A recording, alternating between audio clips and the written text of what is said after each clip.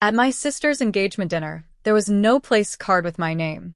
She smirked and said, "Didn't expect you'd really show up." I ate silently at the bar. When the $2,800 bill arrived, the waiter handed it to me, until my girlfriend leaned over and said, "We're not on the guest list. Try the bride." I thought I was just the quiet brother, easily forgotten, easily dismissed. But when my own sister used my name, my reputation, and our family for her own twisted game, that's when I knew it was time for a reckoning. It wasn't just about her. It was about finally seeing the truth and then making sure everyone else saw it too. My name's Alex, and I'm 28. I work in tech, nothing groundbreaking, but it's a good gig. It pays the bills and, honestly, it lets me take my girlfriend Emily out without having to do a quick bank balance check every time we decide to splurge on dessert. For most of my life, I was the low-maintenance one in the family. Mom used to call me her easy kid. The one who didn't cause drama, didn't demand attention, didn't need saving. I used to think that was a compliment. Now I know it was just code for the one we can conveniently ignore. Then there's Jenna. She's 2 years younger than me, but you'd swear she was the absolute center of the universe. Blonde, loud, and one of those Instagram famous for nothing types. Every family gathering somehow revolved around her latest brand deal, or how her boyfriend turned fiancé, Tyler, just totally vibed with their couples therapist. Yeah, couples therapy before the wedding. Red flags? More like a full-blown parade. But try telling that to my parents. They treated Jenna like royalty. Everything she touched, everything she did, got framed and hung on the fridge. Meanwhile, I once got a promotion at work, and my mom genuinely thought it meant I was finally moving up from that app thing I do. Despite all that, I'd managed to keep my distance without burning any bridges. I showed up for the big stuff. Birthdays, holidays, the occasional family dinner where Jenna held court, and I just sat there, sipping my drink, silently praying for dessert to arrive early. It's not that I hated her. It's just that I never trusted her. There's a crucial difference there. Jenna was the kind of person who'd hand you a gift with one hand and then immediately pull out her camera with the other to film your reaction for TikTok. Everything was a performance for her, even family. A few months back, she got engaged to Tyler during this elaborate wine-tasting trip in Napa. Of course, we all knew about it thanks to her nonstop Instagram stories. I actually found out through a group text that featured a champagne emoji, a boomerang of the ring, and this gem of a caption. He finally put a ring on it. #FaveVibes, #Tension Forever. My mom followed up a day later with a personal text that read, "Aren't you so happy for your sister?" No question mark, just a heavy expectation. Of course, I said congratulations. Of course, I double-tapped the ring photo. Of course, I RSVP'd yes to the engagement dinner, even though I already knew it would be some over-the-top affair with mason jar centerpieces and forced, performative speeches.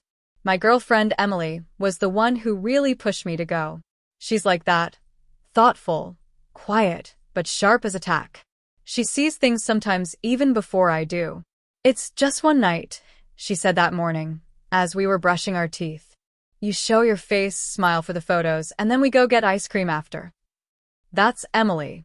She makes everything feel manageable, even when my family is, well, being themselves. The dinner was at this trendy rooftop venue downtown. You know the kind, Edison bulbs strung everywhere, $25 cocktails with flower petals floating on top. Exactly the kind of place Jenna would have tagged months in advance to manifest her vision board. We showed up 5 minutes early because that's just how Emily rolls. And the moment we stepped into the reception area, I felt it. That peculiar shift, like walking into a party where the music suddenly skips, just long enough for you to realize you weren't actually invited. There was a long, white table near the back, all dressed up with candles and little gold place cards in Jenna's signature loopy handwriting. Each card had a name in cursive: Mom, Dad, Uncle Mark, Aunt Linda, even some names I didn't recognize. Tyler sighed, I figured. I scanned the row once. Then again.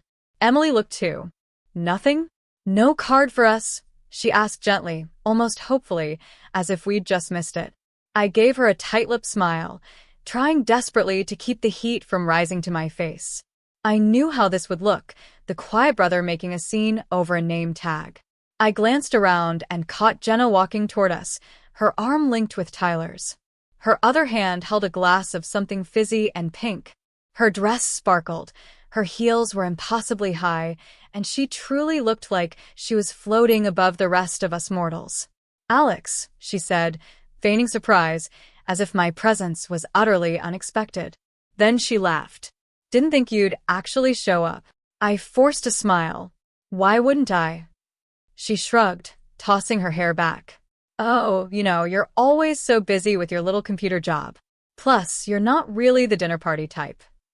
Then she turned to Emily and gave her that fake, air kiss hug people do when they're terrified of getting makeup on their expensive dress. "You look so cute.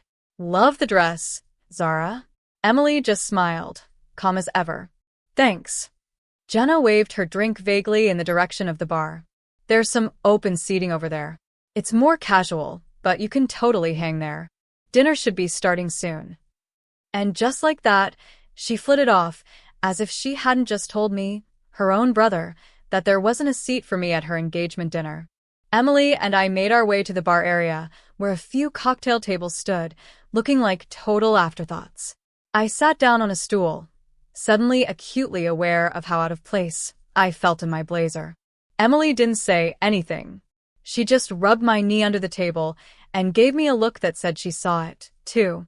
The pettiness, the blatant dismissal. I tried to shake it off. I told myself it didn't matter. I wasn't here for validation. I was here to support my sister, even if she barely acknowledged me as part of her own guest list. I sipped my ridiculously overpriced whiskey and made small talk with Emily while the speeches started at the main table, speeches I wasn't asked to give, or even stand for. Dad toasted with tears in his eyes. Mom beamed like she'd birthed a queen, and Jenna sat in the center, basking in the spotlight, like it was her coronation. Occasionally, someone would glance our way, probably wondering who the guy in the corner was, looking like he was watching a play he didn't audition for. Dinner came and went.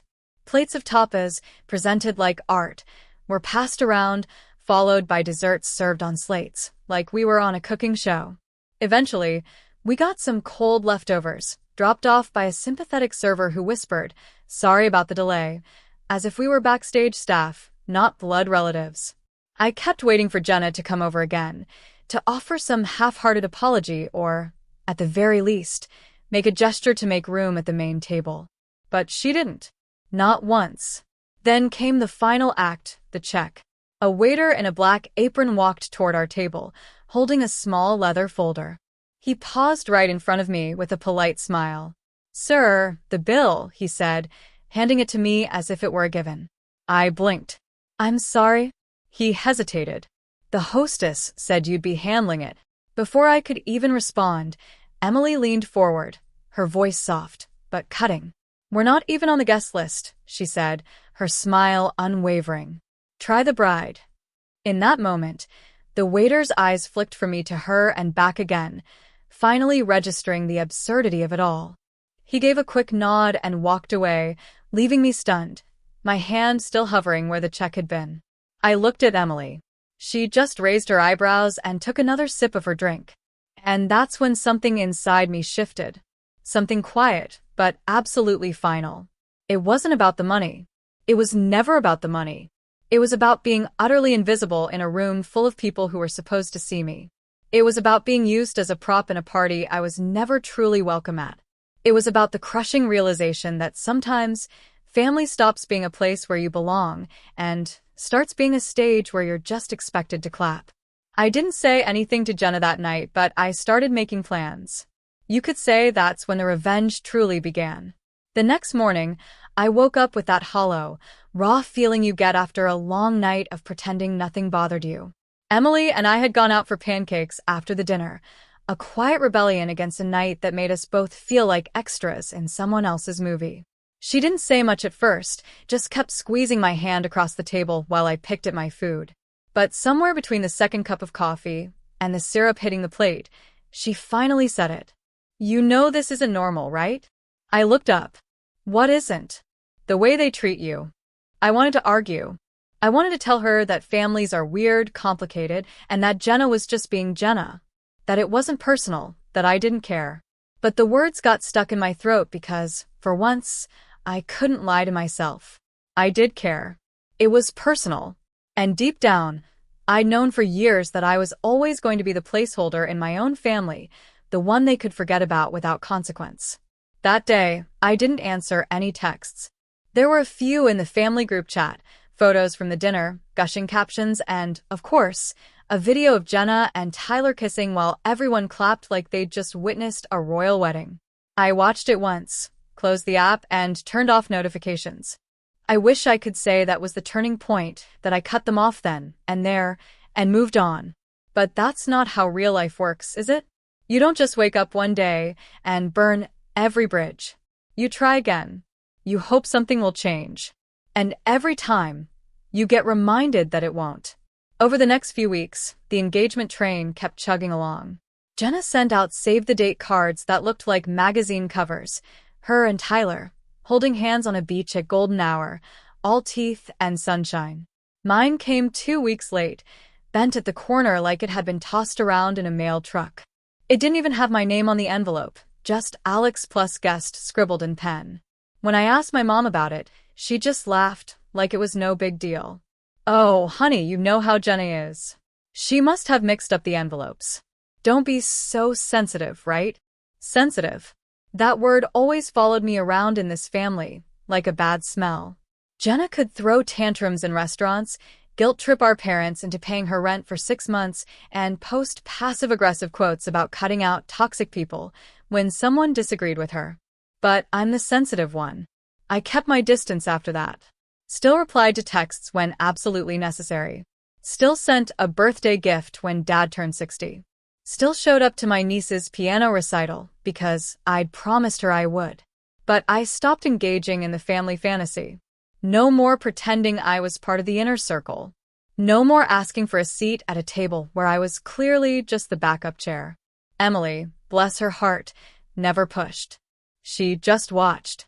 Watched me grit my teeth through awkward phone calls. Watched my face go tight when my mom bragged about Jenna's influencer success while calling my job tech stuff. Watched me slowly pull away without making a scene. She knew better than anyone that I wasn't ready yet. Not for what I was really feeling. Then came the bridal shower. This was supposed to be girls only, but Jenna wanted a modern, co-ed twist, which, of course, meant dragging the men in for photo ops and gift unwrapping.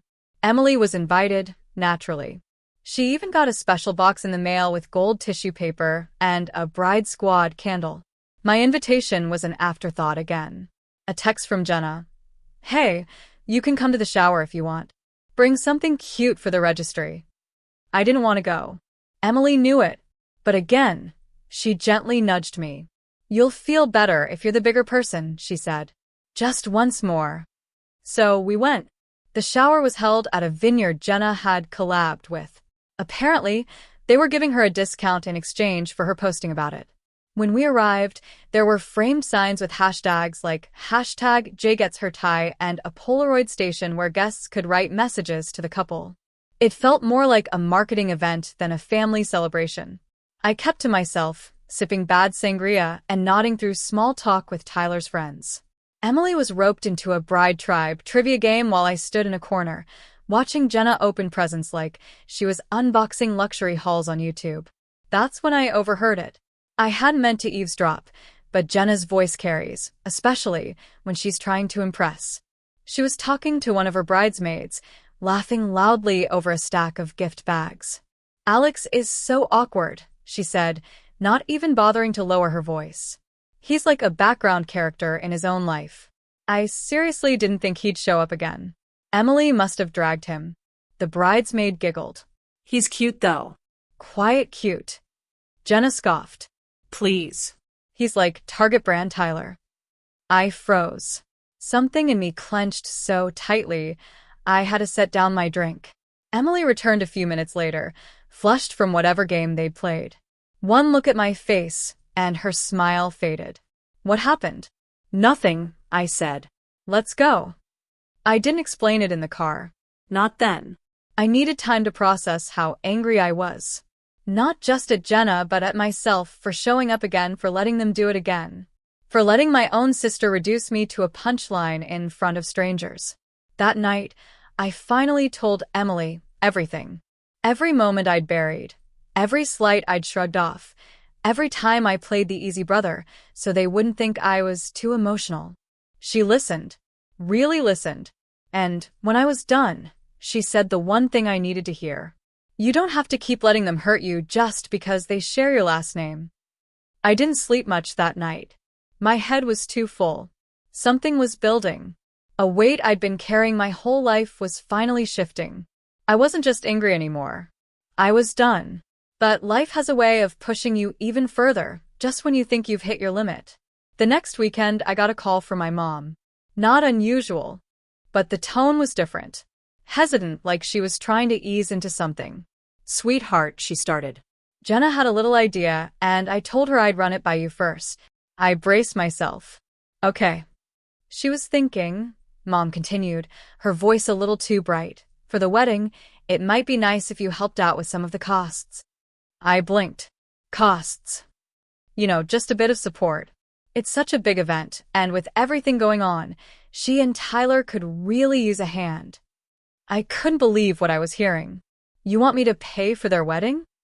No, not pay, she said quickly, a hint of panic in her voice. Just help. Maybe sponsor something like the photographer or the bar tab. You know, make it special. I stared at the ceiling, trying to keep my voice level. Mom, I wasn't even on the guest list at the engagement dinner. Jenna didn't save me a seat. Oh, don't be dramatic, she snapped. She gave you the check. Mom. There was a pause. A long one. You always take things so personally, she said finally. She's your sister. No apology. No acknowledgement. Just that same guilt-drenched loop I'd heard my whole life. Family means forgiveness. Family means sacrifice. Family means swallowing your pride so the golden child can shine uninterrupted. I ended the call soon after. Told her I'd think about it, but I already knew the answer. The breaking point came 3 days later. I was working late when I got a ping from Emily. Just a link, no message. It was Jenna's newest Instagram post, a sponsored reel for some wedding planner service. I watched it, my jaw tightening with every second. There she was, posing in a white dress at the venue, twirling under chandeliers, mouthing words to some trending audio. The caption read, "Can't wait to marry the love of my life at the dream venue. Shout out to my amazing brother, Alex, for making this possible." I stared at the screen. I hadn't given her a cent. She'd lied publicly, bragged about me funding her venue so she could score a brand deal. Used my name for clout, for profit. I didn't even call her. I didn't text. I just stood there, letting the weight of every buried insult crash down at once. And for the first time in my life, I didn't push it away. I didn't forgive. I didn't forget. Because I knew exactly what I had to do next. After that Instagram post, I logged off for 3 days. No texts, no emails, no social media. I put my phone in a drawer and left it there like it was something toxic. Emily kept checking in, never hovering, just present. She'd make us tea, sit beside me, touch my hand now, and then without saying much. She understood something I hadn't even said out loud yet, that I wasn't just humiliated. I was done. Not in a performative, dramatic way. I wasn't storming off or burning bridges in public. It was quieter than that, like a rope finally snapping after being pulled too tight for too long.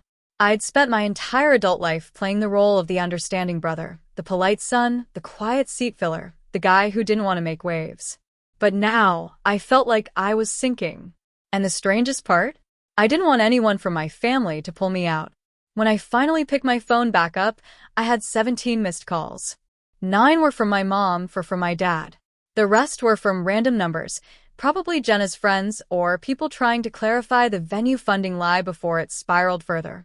There were group chat messages too, screenshots of Jenna's post, people tagging me, some even thanking me. Wow, such a generous brother. You really came through for the bride and groom. Respect, man. I stared at them like they were written in another language. There was no apology from Jenna. No correction. No. Hey, sorry I posted that. I just needed to make it look good for the sponsor. Just a private message, one single line. It's just PR, don't overreact. I didn't respond. Because it wasn't just PR. It was my name, my time, my respect, my integrity. And it wasn't just that one moment. It was the years before it. The Christmas when I gave her the laptop she needed for school, only to see her selling it online 2 weeks later. The Thanksgiving where she told her friends I was between jobs, even though I'd just been promoted. The birthday she skipped. The lies she told. The way she always managed to rewrite the script so she came out the star and I came out the supporting cast. Emily said something to me that night that stuck. You can't change who they are, but you can stop giving them the microphone. So I started with silence. No texts, no explanations. I removed myself from the group chat. I muted my sister's account. I even blocked a few of her friends who kept tagging me in wedding-related posts. And for a while it was quiet. Uncomfortably quiet. It felt like exile at first, like I was punishing myself by stepping back. But over time, that silence started to feel like peace. I started doing something I hadn't done in years. I made time for myself. For real. Uninterrupted time. No phone, no family drama, just space. I'd wake up early and walk to the coffee shop with Emily, even if I wasn't working that day. I started reading again, stuff I'd been meaning to get to for years. I picked up a journal and started writing. Not just venting, but tracking goals, habits, boundaries. I didn't know where it would all lead, but I needed something to rebuild on. My work life improved first. Funny how cutting out emotional noise creates mental clarity. I started finishing tasks faster, asking for more responsibility. My manager noticed, so did the director. I pitched a new feature during a team brainstorm that ended up becoming a full-blown project. And 2 months later, I was leading it quietly, confidently. I didn't tell my parents, didn't post about it. I let it be mine. Around the same time, Emily and I decided to take a weekend trip. Just the two of us, no checking phones, no sharing photos. We went upstate, stayed in this quiet cabin Airbnb with huge windows and nothing but trees and sky. We hiked, cooked meals together, talked about real stuff, life, dreams, what we wanted. Not what we were running from, but what we were building toward. That trip was when I realized how much I'd been shrinking to fit in places I'd already outgrown. I'd let my family define my worth for so long that I forgot I had permission to live outside their script. I wasn't the quiet brother. I wasn't the background character. I was someone who mattered, even if they never saw it. When we came back from that trip, something shifted. I stopped waiting for things to change. I started changing them myself. I created a separate email for all family correspondence. That way, I could filter it and decide when I wanted to engage. I unlinked work info from my personal socials. I even told Emily I wanted to move just a little farther out of the city, to a place with more space. She lit up. We started looking at rentals the next week. Meanwhile, the wedding planning rolled on without me. No updates. No. Hey, can you help with this? Not even a courtesy invite to the next family brunch. They didn't notice I was gone. Or if they did, they didn't care enough to say it. I saw bits and pieces online. Jenna's bachelorette trip in Tulum, her surprise bridal photo shoot at the venue, a clip of her trying on dresses, crying, surrounded by friends, and of course, Mom. I wasn't in any of it. And for the first time, that absence didn't sting. It felt like freedom. Until one night in early May, when everything cracked open again. Emily and I had just finished dinner when I got a voicemail from my dad. Not my mom. Dad. That alone was weird. He's not the emotional type, but his voice was shaky. Too quiet. Alex, listen up. I know things have been rocky, but we need to talk about the wedding. Something's happened. Call me. I froze. Emily paused mid-sip. What is it? I played the message for her. She frowned. Think it's real, or another manipulation? Only one way to find out, I muttered. I called him back. He picked up on the first ring. Hey, buddy, he said, like we'd just spoken yesterday. Thanks for calling. Listen, I don't want to drag you into anything, but Jenna's kind of in a bind right now. What kind of bind? He exhaled hard. The venue fell through. I blinked. What? The contract was fake? Or not fake, but not real either. She posted about it for a brand deal before actually booking it. They thought she was confirmed because she tagged them and sent some emails, but she never paid the deposit. Now they're booked solid, and she has nowhere to hold the wedding. I didn't say anything. She's freaking out, he continued. Your mom's trying to calm her down, but it's bad. She's talking about postponing the whole thing. A pause. Then the real reason for the call. She thinks maybe you could help. You're organized. You work in that tech stuff. You could probably find a solution. Maybe talk to someone. We need to pull together right now, Alex. And there it was. The audacity, the entitlement, the same pattern resurrected like clockwork. They cut me out. They ignored me. They let Jenna drag my name through the mud for a sponsorship. And now that her fantasy was crumbling, they suddenly remembered I existed, that I was dependable, that I didn't cause drama, that I could be used. Again. I didn't answer right away. Emily was watching me closely. She didn't say a word. She didn't need to because we both knew. They hadn't learned a thing. And maybe it was finally time to teach them. I didn't say no. Not right away. I think that's what caught my dad off guard. He expected me to shut him down the moment he asked me to help, especially after what happened. And I probably would have a few months ago. But I'd learned something over the past few weeks. Silence doesn't always mean surrender. Sometimes it's strategy. So I just said, let me think about it. And he bought it. Hook, line, and sinker. Over the next few days, I started getting texts again from Mom, from Jenna, even from Tyler, which was new. They all had the same tone. Desperate, overly sweet, and full of fake gratitude. Mom, hey, sweetheart. I know we've had our differences, but your sister really needs you. She's so stressed. Please think about it. Jenna, hey, can we talk? I know things got messy, but you're still my big brother. I miss you. Tyler, yo man, respect if you can help. Jenna's having a meltdown. She trusts you. It was like watching a group of people realize the bridge they burned was the only way back across the canyon, and suddenly trying to glue it back together with compliments and emojis. But I didn't respond. Not yet. Instead, I started researching. I pulled up every venue within a 200-mile radius that could possibly accommodate a wedding of Jenna's size in less than 3 months. Spoiler alert, there weren't many, not ones with her standards. She wanted chandeliers and marble floors and arched windows for the photos.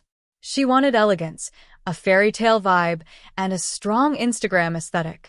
What she was facing now was more like a backyard potluck with folding chairs. That's when I realized something important. Jenna didn't care about getting married. She cared about looking married, about the event, the optics, the image. Her real wedding was already the one she'd curated online. Posts, hashtags, brand deals, partnerships. The ceremony itself?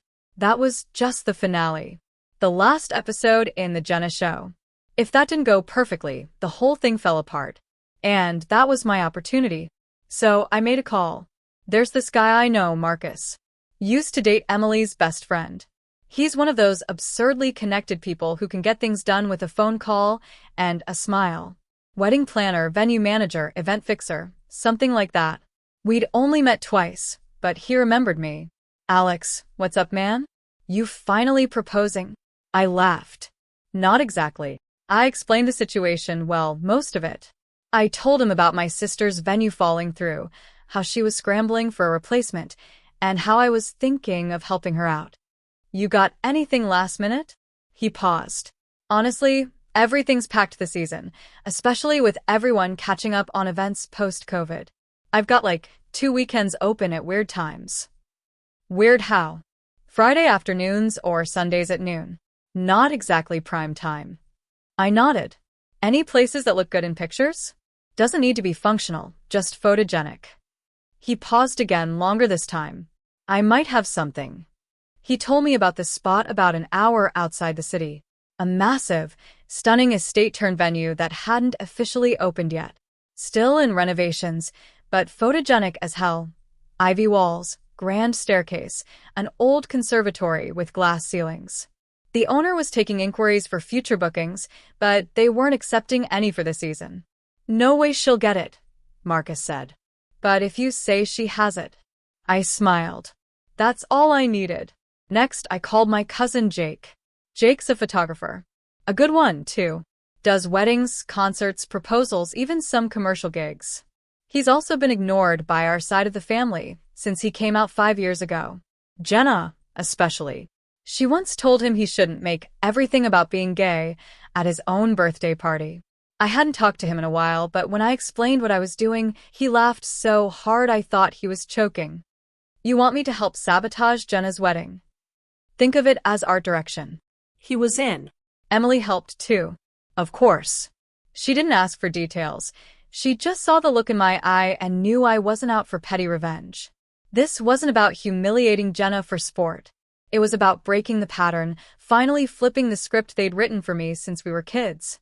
We spent hours planning, outlining the pieces, the timing, the contingencies. I made spreadsheets. I created burner email accounts. I reached out to vendors and ghost-reserved things in Jenna's name. Enough to make her believe she had options, but not enough to actually secure anything. I fed her leads through fake referrals. I made mistakes in forwarding confirmation emails. And she ate it up. Once I finally replied to her text, she was all gratitude and humility, at least on the surface. "You're seriously a lifesaver, Alex." I don't know why we ever stopped talking. That one almost made me laugh. She didn't miss me. She missed the utility I provided, the reliability, the thing she could count on when everything else got too chaotic. So, I gave it to her. I found her the perfect venue. I sent her photos of the estate Marcus had shown me, empty, pristine, untouched. I told her I had a connection that could squeeze her in. I even mocked up a fake reservation email and added a PDF that looked like an invoice, with just enough real-sounding jargon to pass as legitimate. She didn't ask questions. She posted it that night. Another reel. More hashtags. So grateful to my big brother Alex for saving the day. We got our dream venue after all. I watched it with Emily over dinner, sipping wine, and letting the irony wash over me. She leaned in. "You're scaring me." I smiled. "Good."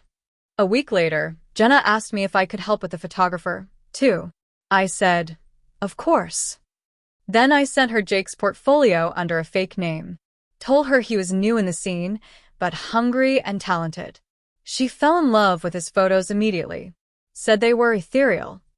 Said he captured authentic magic. She had no idea it was the cousin she once uninvited from her birthday brunch because he might make Grandma uncomfortable. He agreed to do it. No hesitation. The plan was coming together. Then came the final piece, the gift registry. Jenna had gone overboard with hers. Items she didn't need, overpriced appliances, a cash fund, links for a honeymoon in Bora Bora. Tyler even added a PS5 and some designer sneakers. She posted it in the family group chat with a cutesy message, "In case you're feeling generous." My parents donated $2,000 to the honeymoon fund.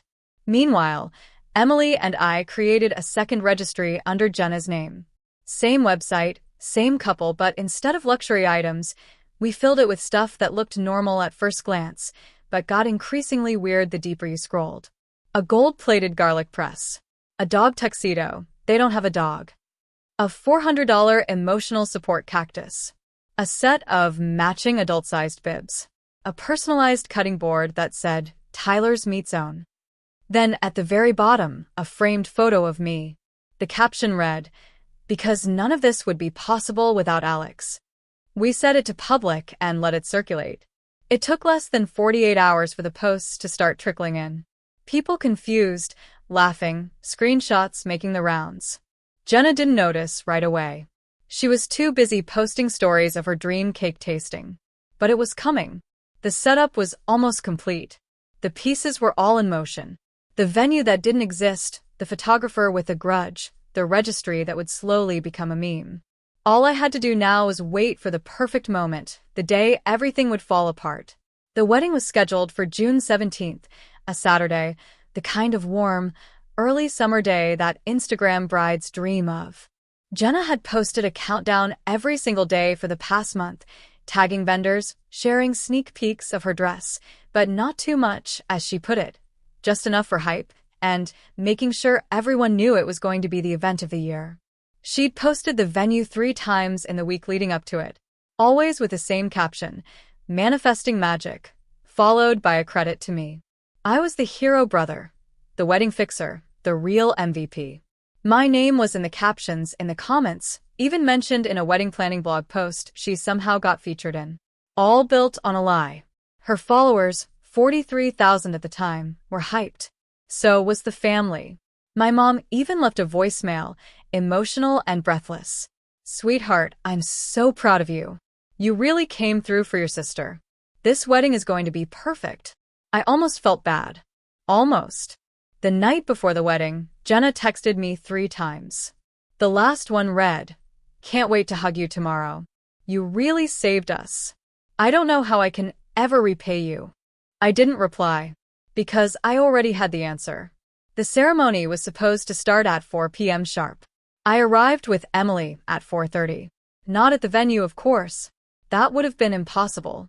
We were sitting at a cafe 2 blocks away from the estate Jenna thought she had booked. Jake texted me right at 3:45. Here. "Nothing's set up. She's freaking out. They're all in the parking lot." I chuckled into my coffee. By 4:15, chaos had erupted. The estate wasn't even open to the public that day. The gates were closed. The owner, who knew nothing about Jenna or Tyler, had called security when an uninvited wedding party started wandering onto the lawn. I'd anticipated this. A week before, I'd sent an anonymous email to the venue manager from a dummy account, warning them of a rogue influencer who might try to use the grounds without permission. I attached screenshots of Jenna's posts claiming she had the space reserved. They weren't pleased. Security was waiting. At 4:18 p.m., Jenna posted a story, just a selfie with the caption, "Some venue drama. Stay tuned, LOL." Her tone was still light, performative, still hoping she could spin it. But things unraveled fast. Guests were calling. Vendors were late and confused. Tyler's groomsmen started sweating through their suits. Grandma was wheeled out of the sun and back into the air-conditioned van. The bridesmaids, all 5 of them, stood around holding fake bouquets meant for a ceremony that wasn't happening. And Jenna was panicking. At 4:32, she called me. I didn't answer. She called again and again. Then she texted, "Alex, where are you?" I muted my phone. Emily looked over at me, one eyebrow raised. "She still thinks you're coming. She still thinks I'll fix it," I said. By 5 o'clock, guests had begun leaving. Jake kept texting updates along with pictures. Wide-angle shots of the crowd dispersing, a full 180 from the aesthetic Jenna had planned. The best one? A candid of Jenna standing by the estate gates, holding her dress up off the gravel, mascara smudged, screaming into her phone while Tyler stood behind her, rubbing his temples like a man reconsidering everything. I sent that one to Emily's phone, so she could keep it. By 6 o'clock, it was over. No backup venue, no ceremony, no magical reception under twinkling lights. Just 200 people left confused, frustrated, or mildly entertained. Some even posted on social media calling it the influencer wedding that never was. Hashtag Jan Tyler trended for all the wrong reasons. That night, she posted a black screen to her story with a single sentence, "Respect our privacy at this time." I laughed so hard, I nearly cried. The fallout came quickly. Within 48 hours, several of Jenna's sponsors either dropped her or paused their collaborations. A few messaged her privately asking why they were tagged in a fake venue post. One of them, a wedding planning app, actually posted a statement, "We were misled by inaccurate information provided by a client. We have ended the partnership effective immediately." Her follower count dropped by nearly 7,000 in a week. But that was just the surface. At home, the real damage was deeper. I knew I'd eventually get the call. It came from my mom. She wasn't yelling. She wasn't crying. She was disappointed. But not in Jenna. In me. "I just don't understand how you could let it get this far, Alex," she said. "You knew she was struggling. You knew how much this meant to her. I held the phone in silence for a few seconds. Then I asked, did she ever tell you the venue is fake? Well, no. But did she ever correct the lie about me paying for it? She hesitated. That wasn't the point. It was exactly the point. Another pause, then quietly. So, you did sabotage it. I didn't respond directly. But I said this. She's been lying for years, stepping on people, tearing them down, and you never stopped her. You encouraged it. You rewarded it. All I did was make sure the world saw what the rest of us already knew. There was silence on the other end. Then she hung up. Jenna tried to do damage control, of course. She put out a tearful video 2 days later, sat on the edge of her couch, minimal makeup, soft lighting. She tried to cry through it. Talked about being betrayed, targeted, and sabotaged by someone I trusted. She didn't say my name, but she didn't have to. The comments weren't kind. Girl, you fake your own wedding? Influencers are getting out of control. Sounds like karma to me. I never posted anything, never commented, never corrected the narrative. I didn't need to. The truth had already spread far enough. A week later, I got a letter in the mail from Jake. He sent me a printed version of the photo he took. Jenna in full meltdown mode, mascara streaked, fists clenched. He'd added a frame and a sticky note that said, "We don't forgive. We don't forget. We frame it." I hung it in my closet, not out of malice, just as a reminder. A reminder that silence can be loud, that being the quiet one doesn't mean being weak, and that sometimes the best revenge isn't fire and fury. It's letting them drown in the mess they made while you walk away dry. Emily and I moved into our new place the following month. Bigger kitchen, nicer neighborhood, lots of trees. Peaceful. We don't talk about Jenna much anymore. But every now and then, when I see someone like her online, smiling for the camera, selling the dream, living the lie, I remember what it felt like to be forgotten. Then I remember what it felt like to be seen. And I smile because I didn't just get revenge. I got free. And that was worth more than any wedding could ever buy.